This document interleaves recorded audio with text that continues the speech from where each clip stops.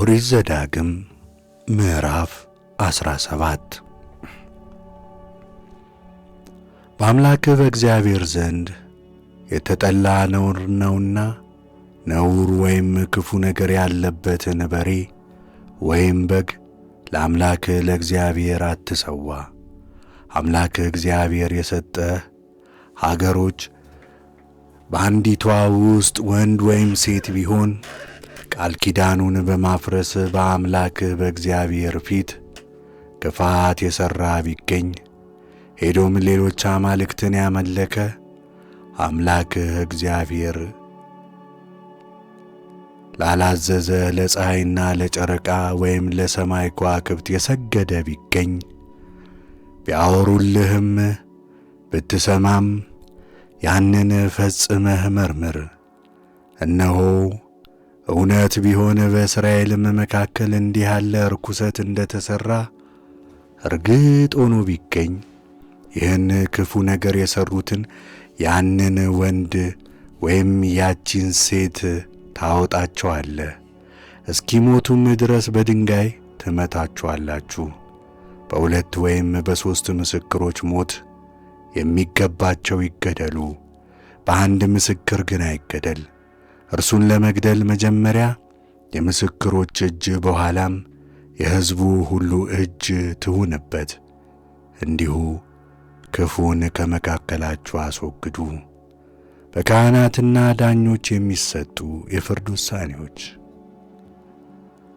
በደምና በደም መካከል፣ በፍርድና በፍርድ መካከል፣ በመቁሰልና በመቁሰል መካከል፣ በክርክርና በክርክር መካከል፣ በሀገርህ ውስጥ ሰዎች ስለሚከራከሩበት ክርክር የሚሳንህ የፍርድ ነገር ቢኖር አንተ ተነስተህ ስሙ በዚያ ይጠራ ዘንድ አምላክህ እግዚአብሔር ወደ መረጠው ስፍራ ትወጣለህ። ወደ ሌዋውያን ካህናት በዚያም ዘመን ወዳሉ ፈራጆች መጥተህ ትጠይቃለህ። እነርሱም የፍርዱን ነገር ይነግሩሃል። ስሙ በዚያ ይጠራ ዘንድ አምላክህ እግዚአብሔር የመረጠው ስፍራ እንደ ነገሩ ቃል ታደርጋለህ። ያስተማሩህንም ሕጉንም ታደርጋለህ። ይህንንም ታደርግ ዘንድ ጠብቅ።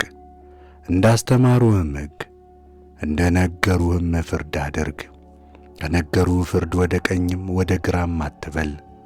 ማናቸውንም ሰው ቢኮራ በአምላክህ እግዚአብሔር ስም ለማገልገል የሚቆመውን ካህኑን ወይም በዚያ ወራት ያለውን ፈራጁን ባይሰማ ያ ሰው ይሙት። ከእስራኤልም ዘንድ ክፉውን አስወግዱ።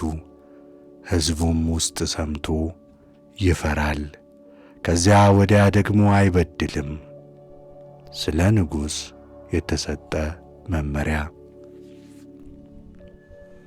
አምላክህ እግዚአብሔር ርስት አድርጎ ወደሚሰጥህ ምድር በገባህ በወረስካት ጊዜ በተቀመጥክባትም ጊዜ በዙሪያዬ እንዳሉት አሕዛብ ሁሉ በላዩ አለቃ እሾማለሁ ብትል ከወንድሞችህ መካከል አምላክህ እግዚአብሔር የመረጠውን ለአንተ አለቃ ትሾማለህ። ወንድምህ ያልሆነውን ሌላ ሰው በአንተ ላይ መሾም አትችልም።